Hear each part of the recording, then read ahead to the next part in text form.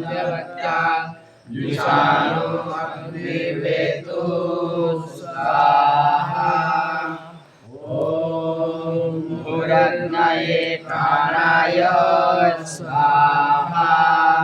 इदमग्नये प्राणाय इदं नमः।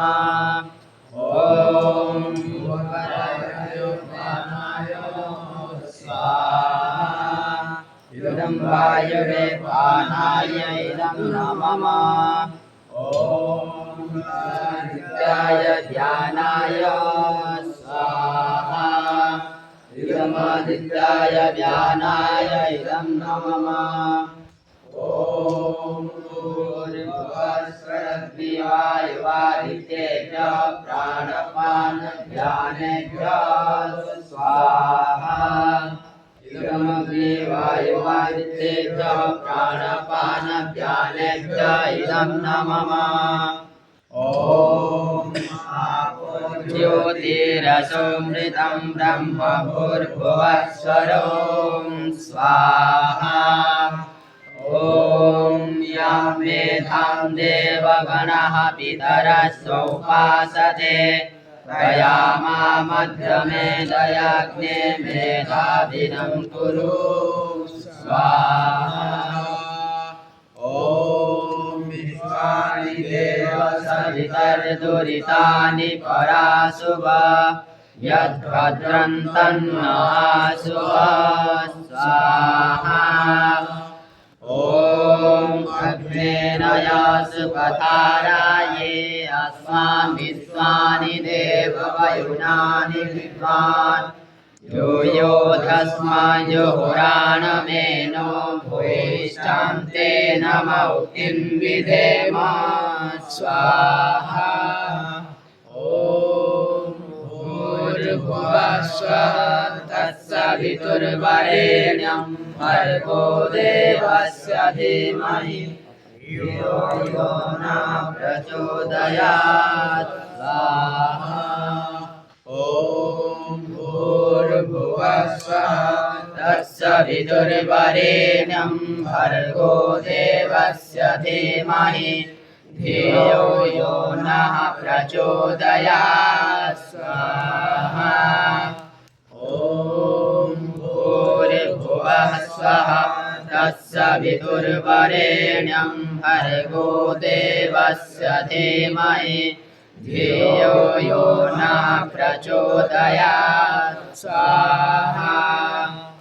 ओम सर्वं वै पूर्णं स्वाहा।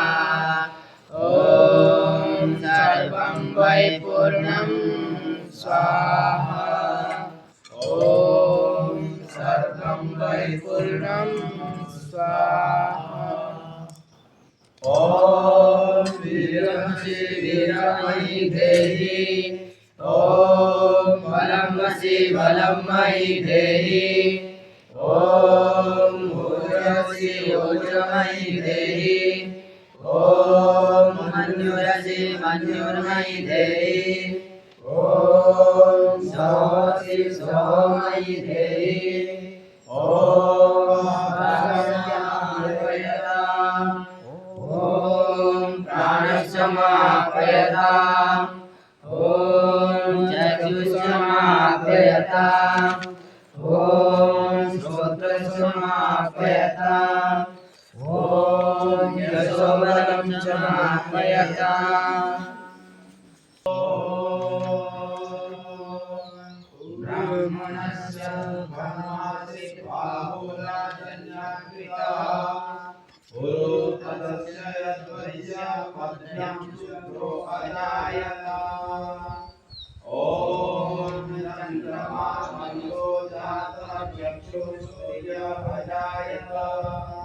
श्रोत्रर्वायुश्च प्राणश्च मुखादग्निरजायत। ओम नाभ्यासीनन्तरिक्षं विष्णौ जोषमवर्तत। पद्भ्यां भूमिर्दिशा श्रोत्रा तथा लोकान् अकल्पयन्। ओम यत्पुरुषेण दिशा देवा यज्ञमतन्वत। वसन्तो स्यासीनज्ञ ग्रीष्म इर्म शरद्वल्ली ॐ सप्तस्यासन् परिधयस्त्रि सप्तसमिधा कृता देवाय यज्ञं तन्वानाम् अवध्वान् पुरुषं वसु। इति वेदपाठ। वेद स्वाध्यायः अद्य यजुर्वेदस्य पंचमोऽध्यायस्य सप्तत्रिंशत् मन्त्रस्य स्वाध्यायो भविष्यति।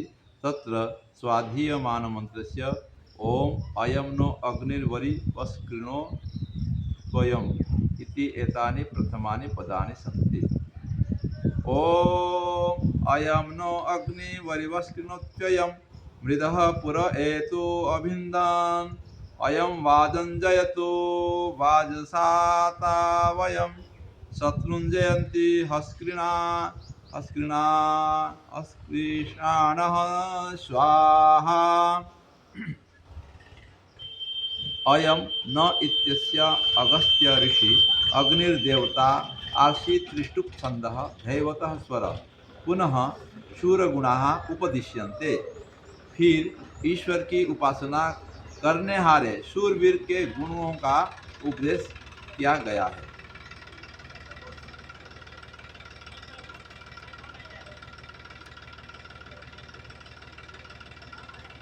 आर्य भाषायां पदार्थ यह अग्नि परमेश्वर का उपासक जन न हम प्रजास्थ जीवों की वरिवह निरंतर रक्षा कृणो तो करे। जैसे कोई वीर पुरुष अपनी सेना को लेकर संग्राम में निंदित दुष्ट वैरियों को पहले ही जा घेरता है, वैसे अयम यह युद्ध करने में कुशल सेनापति वाजसातौ संग्राम में दुष्ट शत्रुओं को पुरः पहले ही एतु जा घेरे और जैसे अयम यह वीरों को हर्ष देने वाले सेनापति दुष्ट शत्रुओं को अभिनंदन छिन्न भिन्न करता हुआ वाजन संग्रामों को जयतु जीते अयम यह विजय करने वाले सेनापति जहृषाण निरंतर प्रसन्न होकर स्वाहा युद्ध के प्रबंध की श्रेष्ठ बोलियों को बोलता हुआ जयतु अच्छी तरह जीते। भावार्थ जो लोग परमेश्वर की उपासना नहीं करते हैं उनका विजय सर्वत्र नहीं होता। जो अच्छी शिक्षा देकर शूरवीर पुरुषों का सत्कार कर सेना नहीं करते हैं उनका सब जगह सहज से पराजय हो जाता। और इससे मनुष्यों को चाहिए कि दो प्रबंध अर्थात एक तो परमेश्वर की उपासना और दूसरा वीरों की रक्षा सदा करते रहें। इति वेद स्वाध्याय। ईश्वर का मुख्य नाम ओंकार का उच्चारण करेंगे।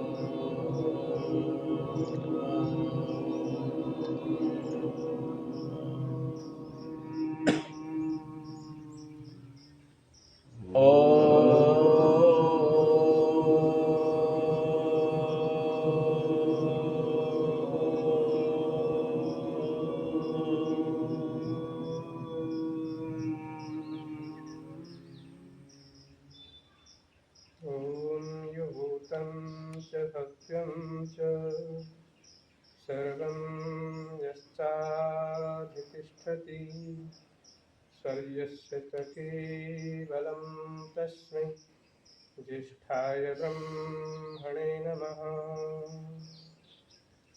दयामयानन्दनमूलशङ्करम् सरस्वती संनिगमेन्दुसागरम् विभुं निराकारम् अजं जगत्सृजं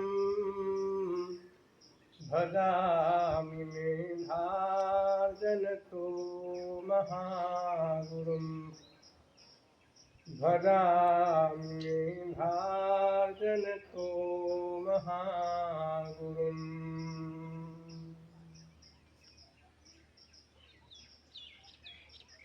यज्ञशाला में समुपस्थित आदर के योग्य आचार्यगण, धर्मप्रेमी सज्जनों, ब्रह्मचारी, आज मंत्र में शूरवीर के लक्षण, शूरवीर कौन होते हैं, उसका क्या काम होता है, आज इसका स्वाध्याय किया गया है। जो उपासना करता है उसको भी शूरवीर नाम से यहाँ जाना गया है। हम लोग में क्या है, शूरवीर उसको कहते हैं जो अपने सीमा पर, भारत की सीमा पर सेना के रूप में खड़ा है, जो सिपाही है, जो राष्ट्र की रक्षा करने में हमेशा सतर्क सावधान रहता है।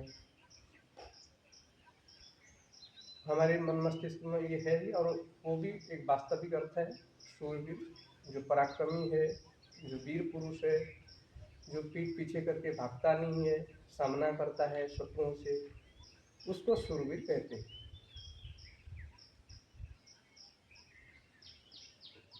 और शूरवीर उसको कहते हैं जो अपने कर्तव्य कर्मों को करने में कभी पीछे नहीं होता है।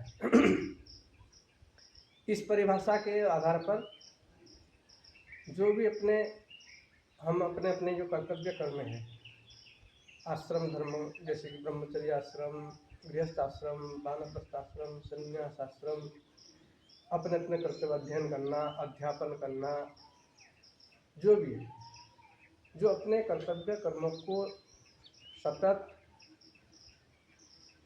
ईमानदारी से, बुद्धिमत्ता से, पुरुषार्थ से करता है, उसको शूरवीर कहते हैं। व्यवहार वाणों में स्वामी दयानंद जी शूरवीर के इस प्रकार के प्रमाण करते हुए, प्रामाणिक करते हुए एक श्लोक लिखा हुआ, वेदाध्ययन सुराश्च सुराश्च अध्ययने रता। जो पढ़ता है और जो पढ़ाता है वो भी शूरवीर का, अपने ईमानदारी से अच्छी तरह से पढ़ रहे हैं, अपने लक्ष्य के प्रति अग्रसर हो रहा है, समय शक्ति उसमें अच्छी तरह से लगा रहा है, बिना आलस्य प्रमाद के बड़े श्रद्धा के साथ अन्य कामों को करते हुए, श्रम साधना के साथ साथ अगर स्वाध्याय में उसकी अधिक रुचि है, इच्छा है, श्रद्धा है, पढ़ने में उसके मन लगता है, अच्छा याद करता है, ठीक है, गुरु जी की आज्ञा का पालन करता है, वो जो ब्रह्मचारी है, वो ब्रह्मचारी कौन क्या कहलाता है, उसको क्या कहेंगे, शूरवीर, शूरवीर है। वेद पढ़ते हुए, ध्यान करते हुए, उपासक होता है ना, उपासना करने वाला शूरवीर होता है। तो जो अध्ययन करने में, ऐसे ही पढ़ाने में बता दिया, वेदाध्ययन रताश्च, वेदाध्ययन करने में जो रत,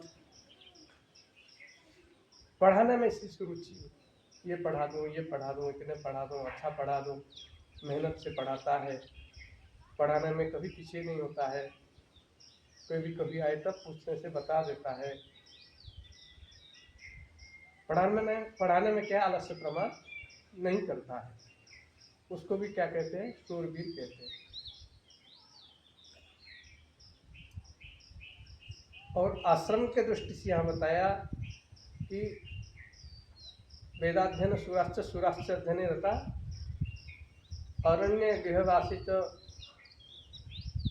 ऐसे भी आया है उसमें, जो अरण्य में रहते हो ना, वानप्रस्थी जो है, वानप्रस्थी का क्या काम, साधना करना, स्वाध्याय करना, तपस्या में जीवन जीना, एकांतवास करना, ठीक है,